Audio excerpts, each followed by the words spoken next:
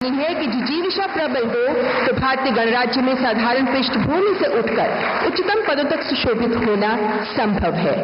अगले माह ये पुस्तक हिंदी में भी उपलब्ध होगी, जिसका टाइटल रहेगा भारतीय गणतंत्र की विजय गाथा, मेरा जीवन मेरा संघर्ष। आपका हार्दिक आभार। और अब मैं परम आदरणीय माननीय प्रधानमंत्री जी से करबद्ध निवेदन करती हूं कि अपने ऊर्जापूर्ण विचारों से हम सबका मार्गदर्शन करें।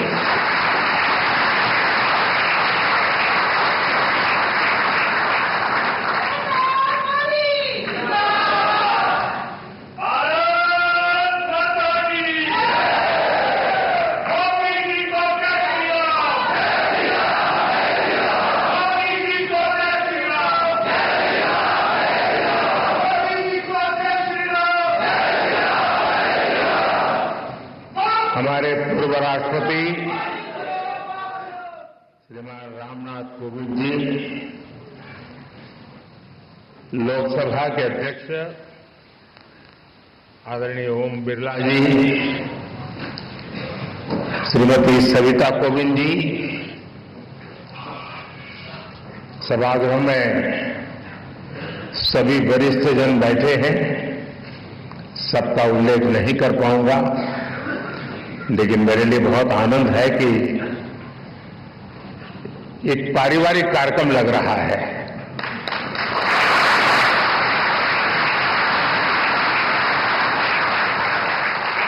भाइयों बहनों, आज हमें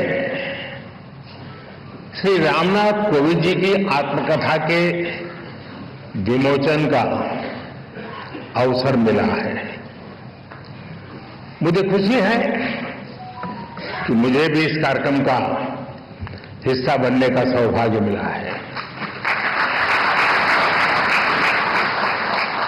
कोविंद जी से मेरा बहुत लंबा परिचय रहा है। उन्हें करीब से जानने का भी अवसर मिला है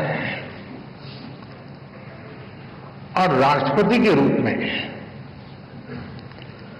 उनका मार्गदर्शन और इस सब के साथ साथ उनका मेरे प्रति विशेष स्नेह, उनकी आत्मीयता, ये मेरी बहुत बड़ी पूंजी रही है।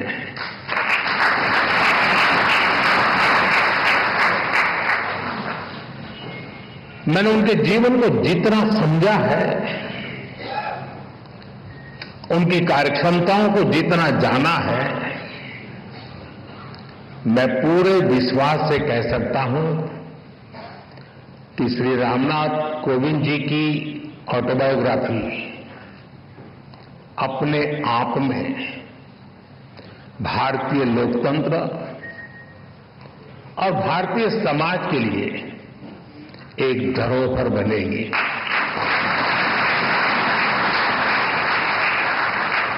कोविंद जी की जीवन यात्रा,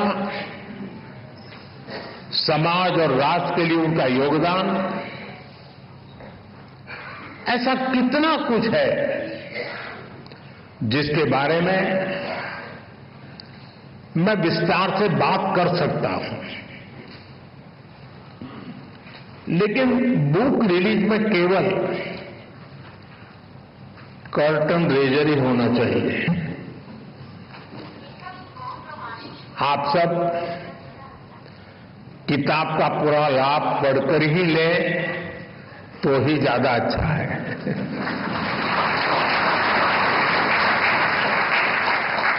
साथियों, कोविंद जी की जीवन यात्रा को आप उनके शब्दों में जानें, उनकी लेखनी को, उनके अनुभवों को देश की नई पीढ़ी पढ़े। इससे हर किसी को काफी कुछ सीखने को मिलेगा। मैं रामनाथ कोविंद जी को इस आत्मकथा के लिए बहुत बहुत बधाई देता हूं। साथियों, कोविंद जी ने अपनी इस पुस्तक को बहुत ही सटीक नाम दिया है, Triumph of the Indian Republic, my life my struggles. कहने का भाव ये कि जीवन और जीवन के संघर्ष उनके व्यक्तिगत है, लेकिन उन संघर्षों के परिणाम स्वरूप मिली जीत भारत के गणतंत्र की है, भारत के लोकतंत्र की है। साथियों, हम सब अक्सर अनुभव करते हैं कि इंसान का एक स्वभाव होता है, लोग अपनी सफलता का श्रेय खुद को देते हैं और जीवन की मुश्किलों के लिए, कठिनाइयों के लिए समाज को जिम्मेदार ठहराते हैं।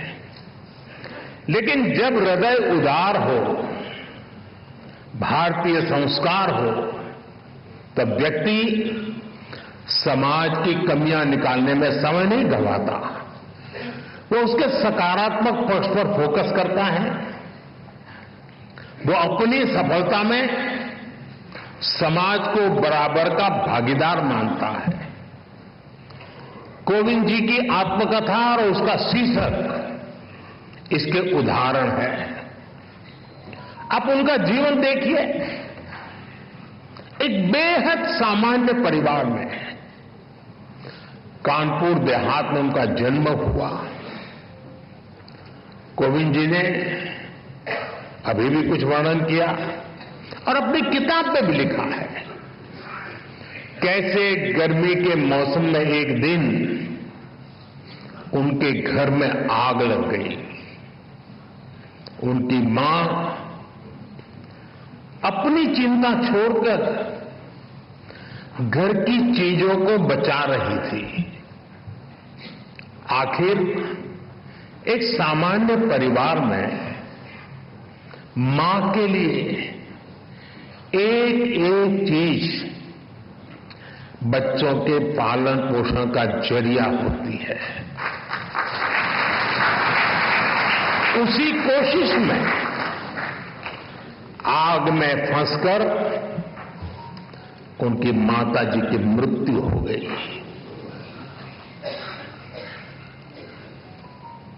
आप कल्पना कर सकते हैं, छोटी सी उम्र में मैं इस तरह की घटना, मां को इस तरह खो देना, ये कितना दर्दनाक रहा होगा। मैं तो भाग्यशाली रहा हूं,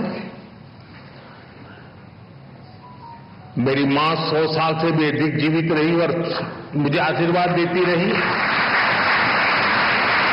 उसके बावजूद भी आज भी मैं मां की कमी महसूस करता हूं। साथियों, उनके जीवन का एक ऐसा दर्दनाक घटनाक्रम था, कोई भी इसे टूट सकता था, लेकिन कोविंद जी को उन मुश्किलों ने मजबूत किया। पड़ोस की एक माताजी ने उनके पालन पोषण में मदद की। इसे उन्होंने समाज की एकता और सौहार्द की ताकत को समझा। इस घटना के बाद कोविंद जी के जीवन में उनके पिता की भूमिका और बड़ी हो गई और जिस तरह से उन्होंने अपने परिवार को संभाला, बच्चों को संस्कार दिए, इसलिए कोविंद जी अपने पिता को अपना हीरो मानते हैं।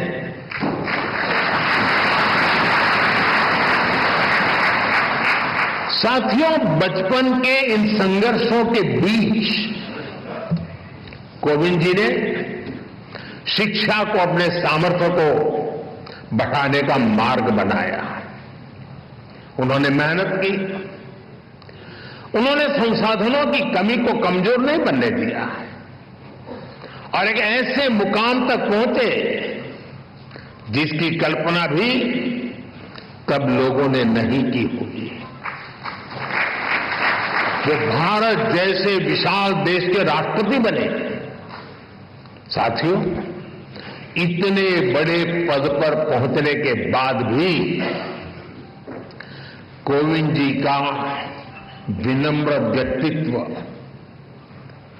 उनकी सादगी ऐसे ही कायम रही। मुझे याद है, प्रधानमंत्री के तौर पर मैं राष्ट्रपति भवन में उनसे मिलने जाता था। प्रोटोकॉल के हिसाब से जो बातें नहीं हो सकती हैं, वो बातें वो करते थे। वो प्रधानमंत्री को छोड़ने के लिए गाड़ी के दरवाजे तक आते थे।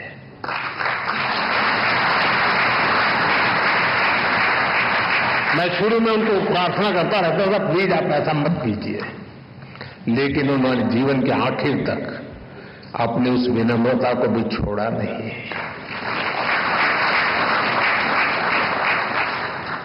राष्ट्रपति बनने के बाद जब अपने गांव परौंठ गए तो उन्होंने वहां अपने गुरुओं के पैर छूकर उन्हें प्रणाम किया। गांव की मिट्टी को नमन करके उन्होंने गांव के सामान्य लोगों का धन्यवाद किया।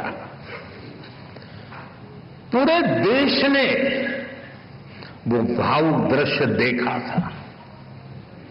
उनके इस आचरण में दुनिया के सामने भारत के संस्कारों की ऐसी तस्वीर सामने रखी जिस पर हर भारतवासी गर्व करता है।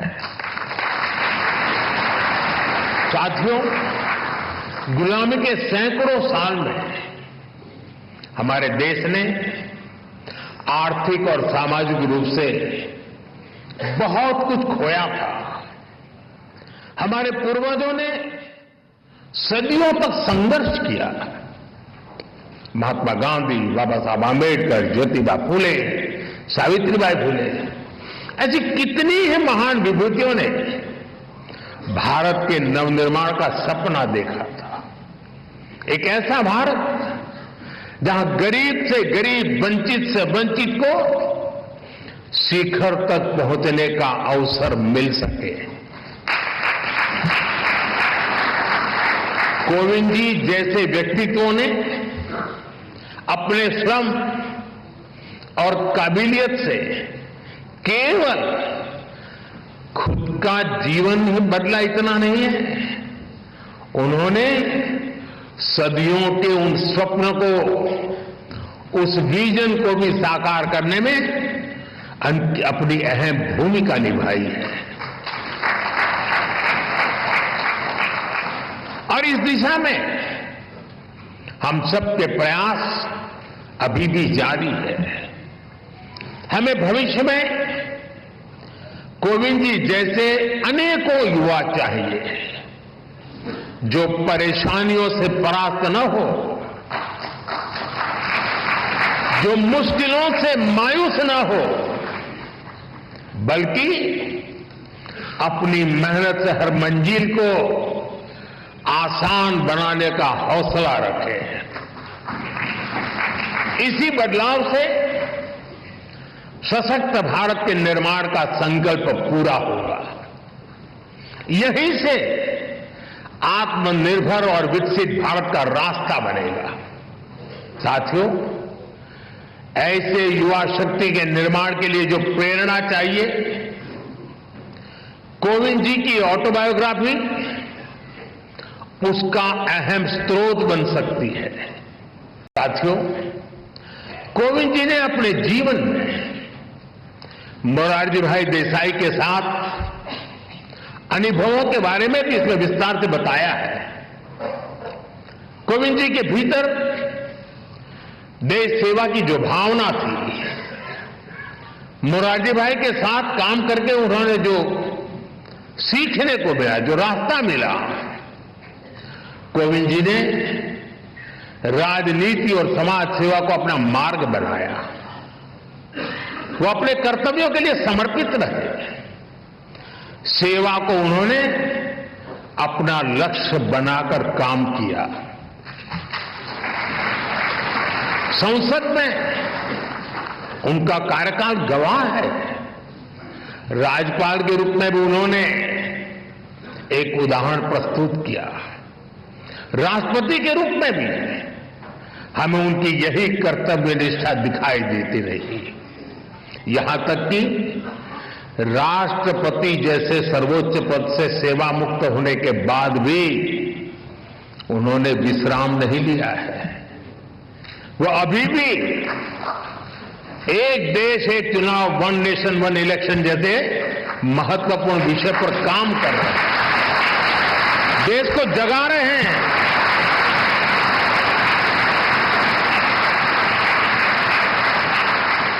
ये एक ऐसा विषय है जिसका समाधान देश के लोकतंत्र का नया अध्याय शुरू कर सकता है। मैं मानता हूं कोविंद जी की इस कर्तव्य निष्ठा और सेवा भाव से देश के लोग बहुत कुछ सीख सकते हैं। साथियों, सामाजिक जीवन में सक्रिय रहते हुए ऑटोबायोग्राफी के लिए समय निकाल पाना बहुत मुश्किल होता है।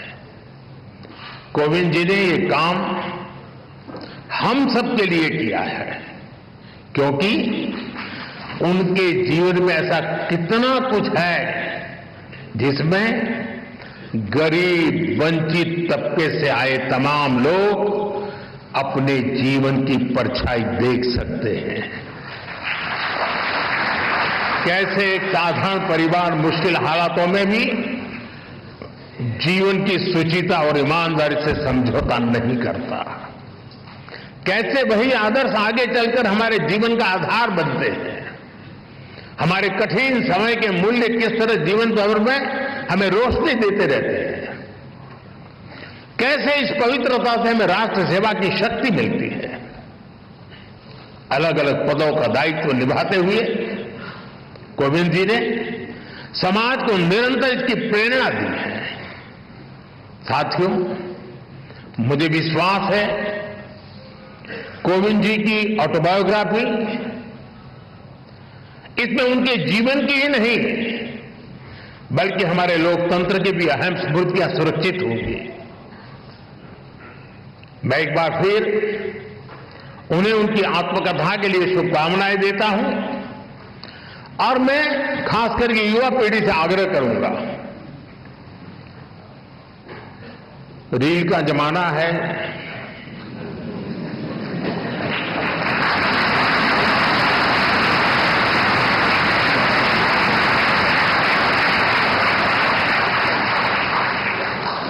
सोशल मीडिया में इन्फ्लुएंसर आपको खींच के कहीं कहीं ले जाते हैं। इस शॉर्टकट के युग में भी एक बात हम जरूर याद रखें, रेलवे स्टेशन पे लिखा हुआ होता है। कुछ लोगों को पटरी पर कूद करके जाने की आदत होती, ब्रिज पर नहीं जाते, तो वहां लिखा होता है shortcut will cut you short.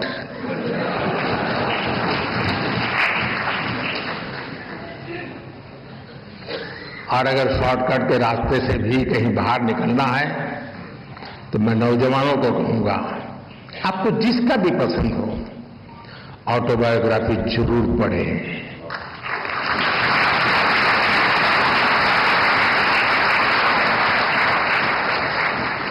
Autobiography उस कालखंड की इतिहास की घटनाओं को अलग तरीके से समझने का अवसर देती है। इतिहास से काफी निकट होता है वो कालखंड बायोग्राफी का, और इसलिए मैं जरूर चाहूंगा कि कोविंद जी की जो मेहनत है वो आने वाली पीढ़ियों को काम आए, युवा पीढ़ी को विशेष रूप से काम आए। बहुत बहुत शुभकामनाएं, बहुत बहुत धन्यवाद।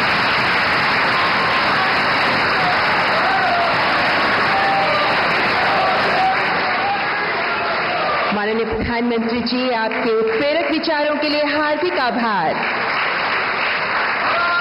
इस पावन एवं गरिमामय अवसर पर मैं माननीय लोकसभा अध्यक्ष श्री ओम बिरला जी, परम आदरणीय पूर्व राष्ट्रपति श्री रामनाथ कोविंद जी तथा माननीय पूर्व प्रथम महिला श्रीमती सविता कोविंद जी के प्रति भी हार्दिक कृतज्ञता व्यक्त करती हूँ।